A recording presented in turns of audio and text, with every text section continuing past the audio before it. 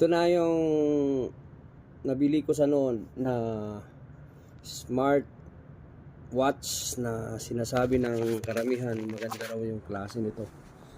Kaya in-order ko siya kasi para naman mabigyan ko yung sarili ko ng regalo sa aking pagtatrabaho dito sa Saudi. Okay, ito na po yung Fit Pro. Ang ganda niya, guys. Solid oh. Ito yung the best na regalo ko ngayon sa sarili ko.